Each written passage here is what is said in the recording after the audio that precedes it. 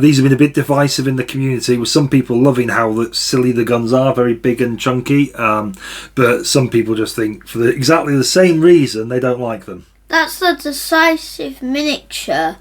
The decisive gun from Fortnite or whatever it's called. Is that what you think it is? It looks like it. It's like this gun which shoots rockets and it opens up to let them fire. Oh, okay. Like So what do you think of it? Do you think they're alright. You think it's alright? They could be improved though. Yeah, not your favourite Space Marines? No, not really. No, not that keen. I think the way they could be improved is, so maybe get rid of that bit. Yeah.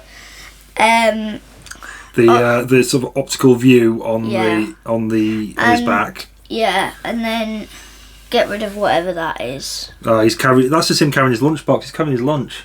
Yeah, but that's... He's taking his lunch with it. He's hungry. He's hungry Marine. And then he could have jetpacks coming out of there, and in that. So you think the way we could improve these guys would be stick jetpacks on them?